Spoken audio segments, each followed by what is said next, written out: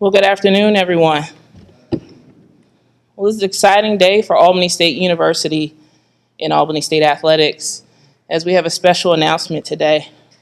I just want to thank the media, faculty, staff, members of the committee, our football student athletes for being here today and being part of the future of ASU athletics and the ASU football program. I'm going to go through the order of the program today, which will be brief. I will introduce President Dunning to come forth to give remarks, and then I'll give a statement about the process for everyone here today. And then I'll allow one of our student athletes, Mr. Zane Fields, to provide comments, and then I'll come back and introduce our new head football coach. And at the conclusion of that, we'll open it up for a Q&A for the media to access questions for President Dunning, myself, and members here at the table. So without further ado, I'll bring up President Arthur Dunning for Albany State University.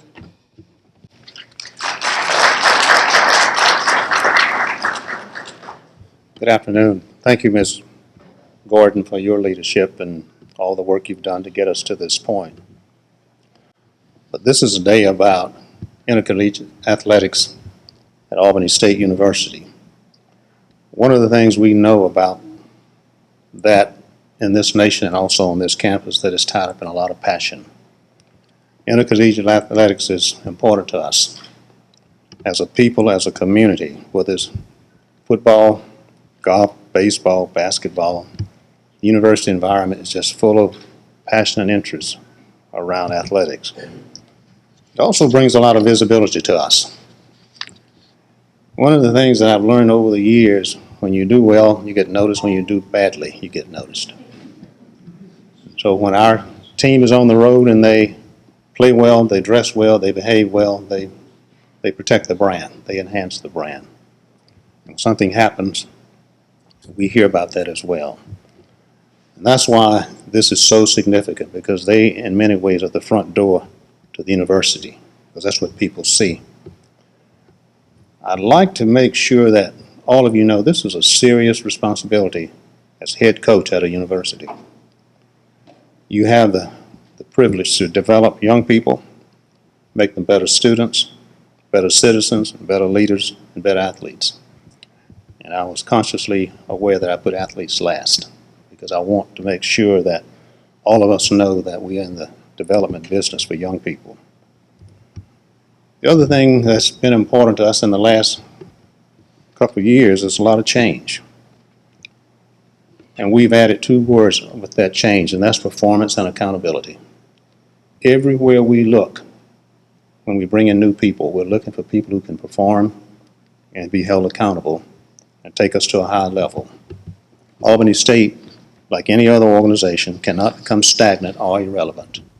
We're going to move in ways that we'll all be proud as we take ourselves to a higher level. So we look for leaders who can do that. So today is an important time for Albany State University.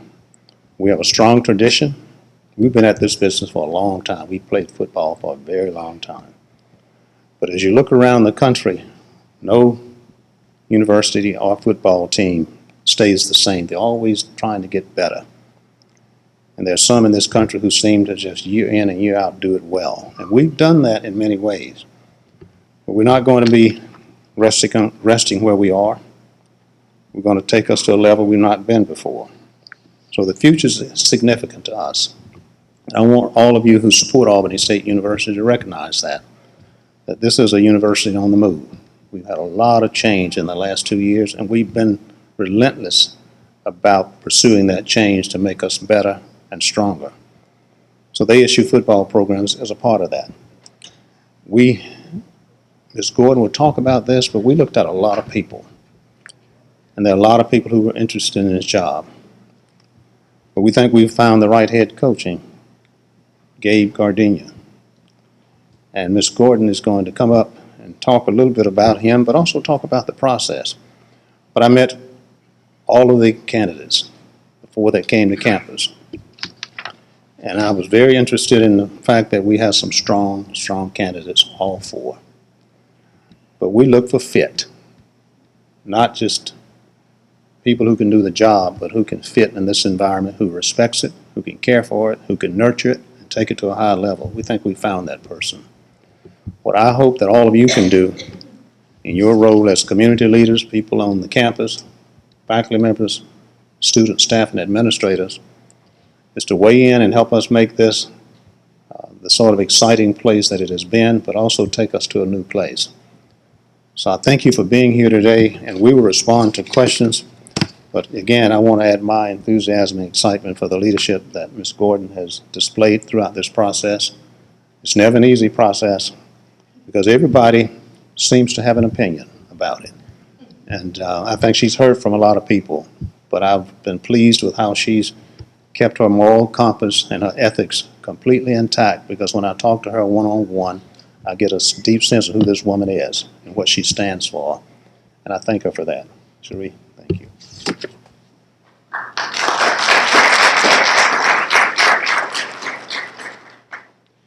Well, again, I'd like to thank President Dunning for his support of not only athletics, but our student athletes, because this is why we're here and working in higher education.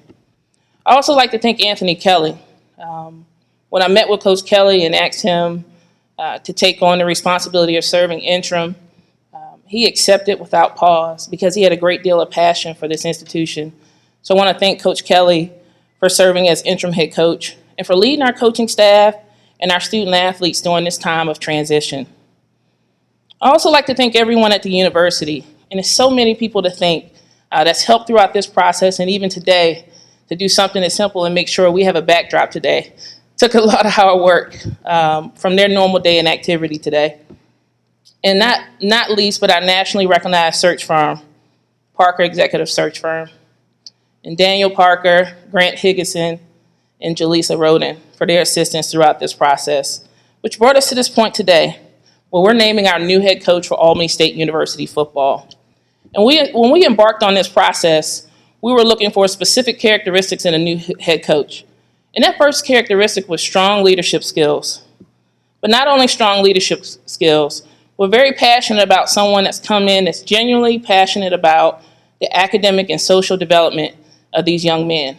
And as I said before, our responsibility, and I tell our coaches all the time when we look at prospective student athletes and their parents, when that young man and young woman comes on this campus, we have a responsibility to make sure that they're better, not only as football players or basketball players or golf players, but as young men and women. So someone that was committed and genuinely passionate about the academic and social development about our young men. And not that it was just a voice, but it was about how they led, it was exuded in their character, and how they conducted themselves as a professional and individual every day. And also the ability to recruit in Georgia, in the bordering states. We're fortunate to be an institution in a state where there's a hotbed of talent.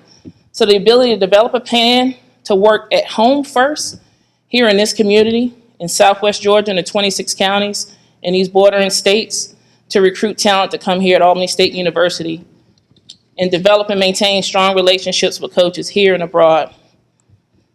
We wanted someone that had the ability to engage in the campus and local community. And lastly, a winner. And as President Dunning said, I think we found that. Someone to sustain the legacy that we've had here at ASU football and grow that football legacy. The firm vetted over more than 100 applicants in this process. 12 candidates participated in the first phase of interviews, and we had 4 candidates invited to campus. Once on campus, those candidates met with the president, university senior leadership team, the director of athletics. We had a football advisory committee, which was comprised of faculty and staff, and not least, a select group of our football student athletes.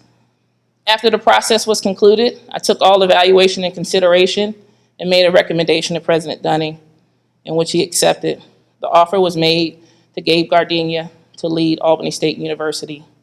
So I'm going to pause there before I formally introduce him. I'm going to ask Zane Fields, one of our student athletes of our football team, and he was also one of the young men that's a part of the interview process that interviewed all 4 of our finalists. So Mr. Fields.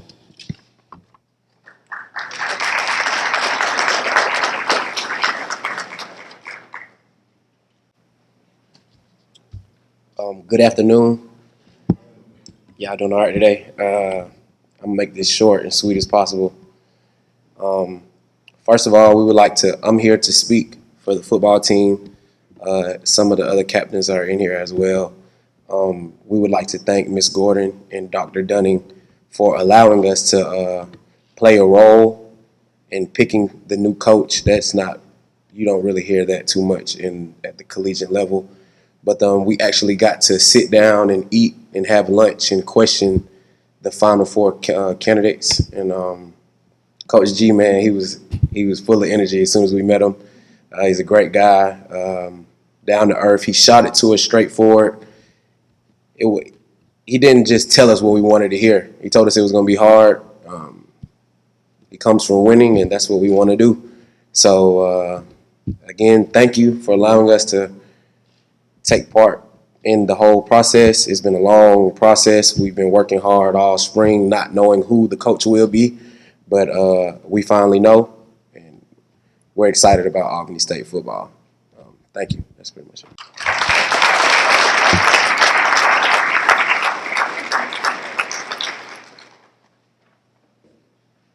All right.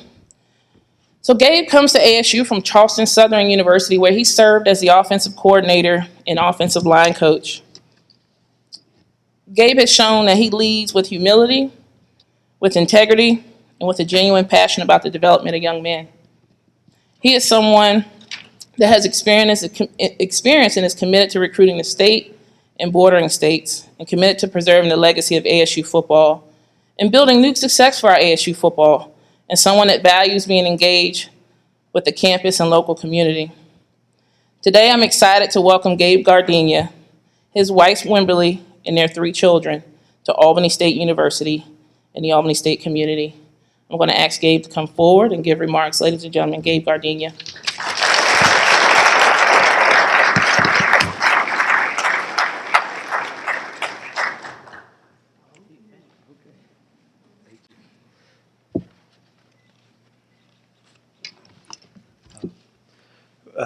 First of all, I just want to thank everybody for being here. This is overwhelming to myself and to my wife and to our family, and we are just so proud to get to be a part of a place with such a great history and tradition. I'd like to thank President Dunning and Cherie and Jackie and just the whole entire search committee that was a part of this process. It was a truly unique experience, and you can see just from every little area of campus that everybody is invested, not only in Albany State, but in the lives of these young men and in the lives of every student that passes in the hallways that's just going to class. I'd like to thank the guys that I've worked for, Mike Shula and Nick Saban. Both those guys mentored me as a GA and allowed me to have a job. Jay Mills taught me what it was like to work at a place with not a lot of resources and not a lot of funding and not a lot of facilities.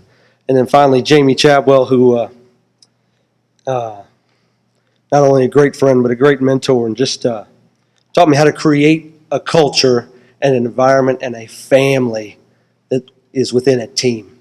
My wife, Wimberly, is here. We've been married for 12 years. She's seen me through the highest of highs and the lowest of lows of this profession. She's a great team mom. These guys are saying hello to her out there, and I'm just seeing, visions of the future. But she's a great mom, too, to our 3 boys. We're all glad they're not here today. We wouldn't have a press conference. We might have a wrestling match. But April 24th, it's a big day in our family. That's when we welcomed our first son into the world. And now, April 24th, 6 years later, we get to take our first head coaching job. And it's just exciting, and it's special, and it's no coincidence. Lastly, I'd like to thank my Lord and Savior, Jesus Christ. Coaching's not a job to me. I was called into coaching to help young people change their lives, not just to give them an athletic foundation, but to give them an academic and a great social experience, but then also a spiritual foundation. There's a popular saying in football amongst coaches. We say that our livelihoods depend on the development execution of 18 to 22-year-olds. It's kind of a coaching cop-out is what I call it. The bottom line is we're going to flip the script here at Albany State, and we're going to make sure that these 18 to 22-year-olds' destiny is dependent on the attitude and the culture that we create here at Albany State on our football team. Our goal is not only to make game changers out on that field, we want to make game changers in the communities they decide to live in. We want to be happy or excited when our guys go get jobs and the people that call back and go, you know what, I'm glad these guys from Albany State were part of your program because of what you instilled into them. We're going to be a light in this community. We're going to invest in this community due to community service, getting in the schools, reading to young kids. There's enough. I've driven around enough to see that there's enough trees around here that might need some football players to help pick them up. But our players are going to understand what investment and how investing within this community is going to return just so much to their own lives. We want to be Albany, Georgia's team, and we want this community to understand that. But in turn, we want the community to invest back in us by coming to these football games, by supporting those guys in those blue and gold jerseys, and by making that a hostile environment on Saturdays. Because I know there's going to be some hostility on that home sideline for that visiting team that shows up. From an alumni perspective, former players and just people that have attended our university here, I want you to see a team that plays with passion, that plays hard for each other, that has fun, that celebrates, and that plays with energy and without fear. And I want this alumni group to just be proud, not only because we win games, but the way we play and the passion with which we play. When I meet with these players, I'm going to tell them they got one job and one job only, and that's to love each other intentionally, to be a great teammate. And the coaches are going to have one job and one job only, and that's to love the players. We're going to capture the heart first. That's the thing that's unseen. It's unquantifiable. When you capture the heart, there's no doubt in my mind that we can do something really, really special, really, really fast. And I don't know if anybody's checked the calendar or not, but we play in 4 months. So no team in America is going to face more adversity than our guys because we're just being hired so late. But nothing special has been accomplished in life without great adversity. The games on our schedule aren't going away. They're already out. Everybody knows who they are. And those seniors, Zane, that group of guys that I met with, they don't get a do-over this year. They don't get to say, oh, well, he's just new coach late in the season. These games are just, a happenstance. This is a real deal. We're going to play. And we're going to have the best 4-month plan in the country. So when we kick this thing off September 2nd, we're going to be ready to go. And I know this. You can't have a testimony without a bunch of tests. And I cannot wait to see what the testimony of this team is when the season is over. Thank you guys very much. I don't know if we want to do questions now or. Oh, awesome.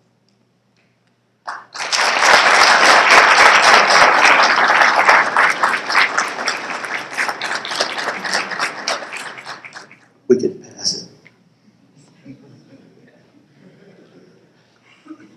Cool. Difficulties? We'll open it up for media for questions.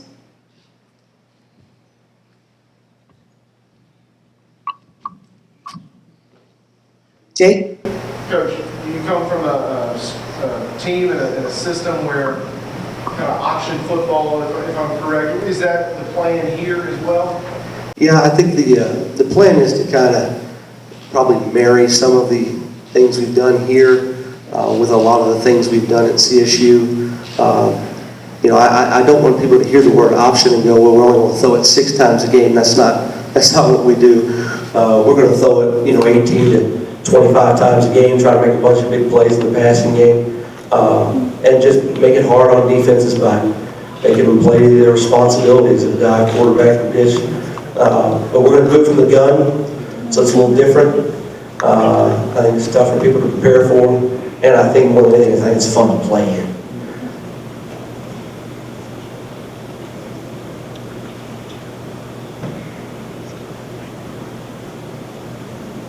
I'll keep going. In terms of taking this job, what was the thing that sold you on it the most about coming to Albany State and being the new head coach of the Golden Rams? Well, I think it was very obvious in the process, just everybody's passion for the school and for these players. Everybody's invested in moving it forward and taking it, to another level. And that starts at the top with Dr. Dunning over here, and Cherie has just been really transparent with things that have been done here before, but then also about where her vision is to go forward. So as a head coach, you see in that type of passion and investment from the top, and you see it bleed down into the different committees that I got to meet with. It just made it really apparent that this was an attractive job for us as a family.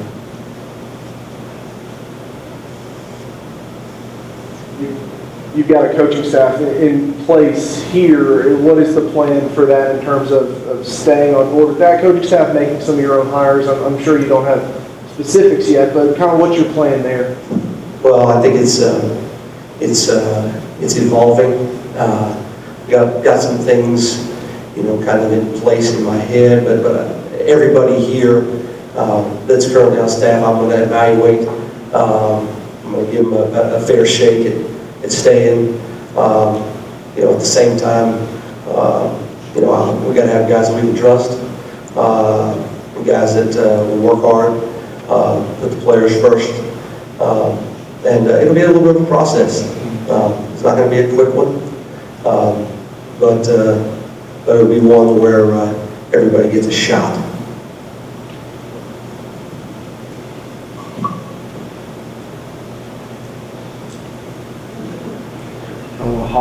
Go ahead.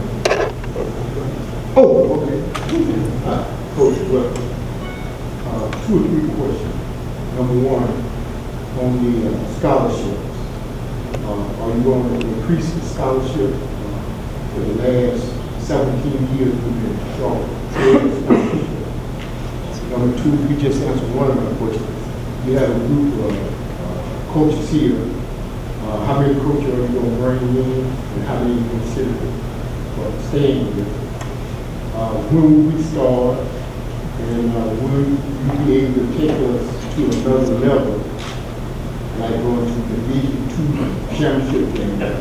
That's what I want to know. Now, also, we've been winning. We would like to stay winning.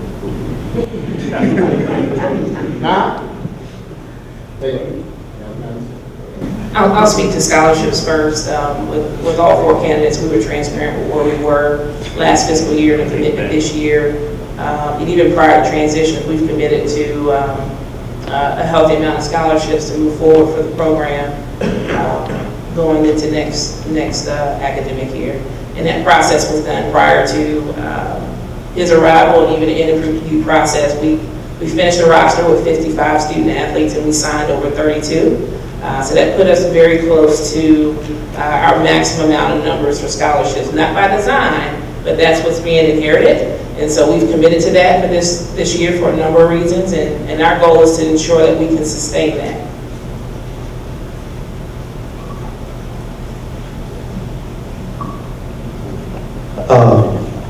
As far as the winning, I think it's hugely important. It's one of the attractive things about the job is that these guys have been able to consistently win over time here.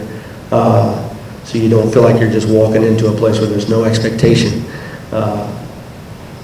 You just got to understand too that we're going to be committed to the process of getting better every single day.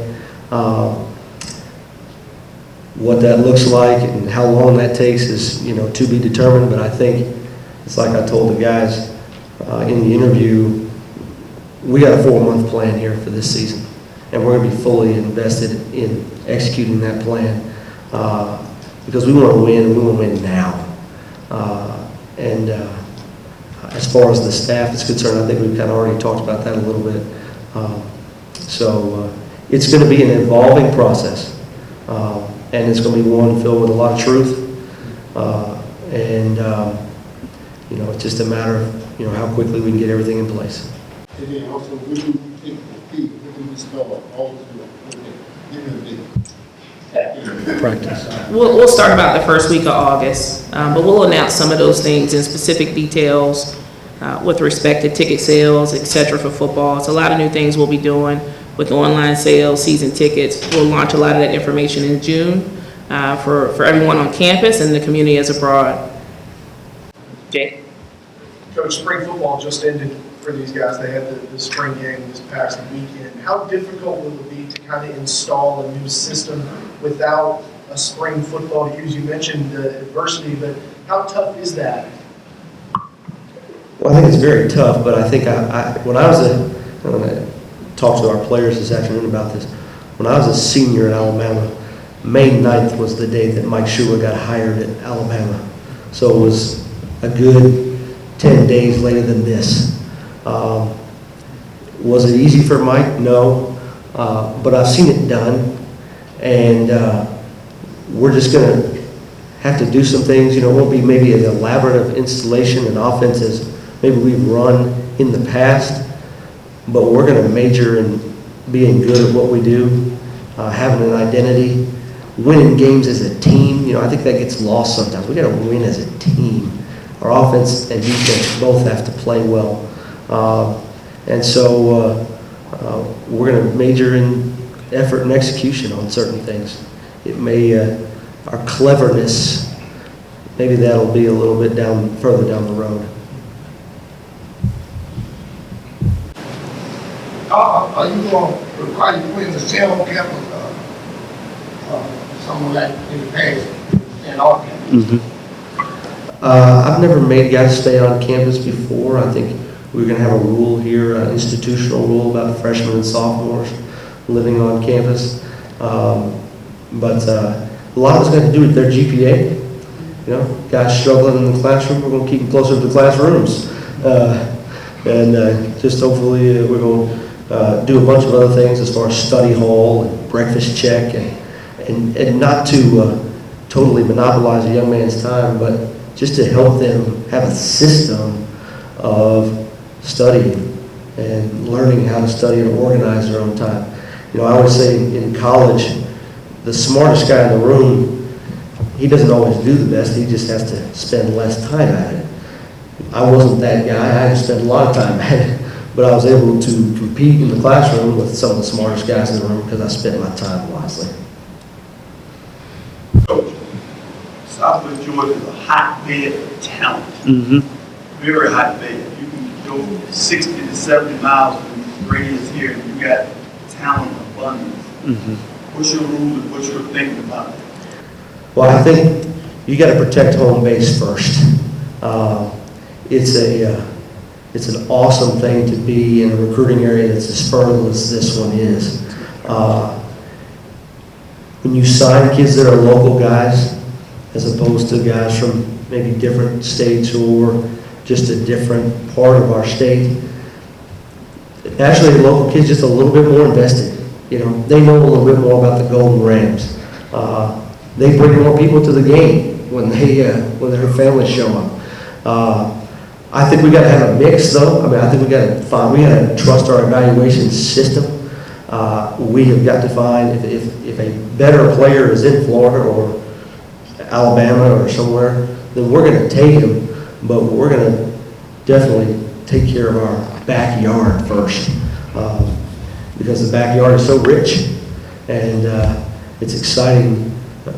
Part of having the job is to be in such an area like this where football not only is important, but coaching and the passion within these communities. It's like unrivaled in all of America. So that's exciting. Okay, we'll take a few more questions. Yes. Coach, I sit in the quarterback section, and we see things sometimes the coaches can't see down there on the field. And we make recommendations about certain plays. Yeah. At least listen to them. Maybe on Sunday afternoon, and hear what we think. Well, it may depend on how much is attached in the note. Just attach a check. Okay? If the check is large enough, some players around here that keep talking about new uniforms. Then maybe we could throw a few more posts, or if you get a few more of those quarterback club suggestions in the game plan.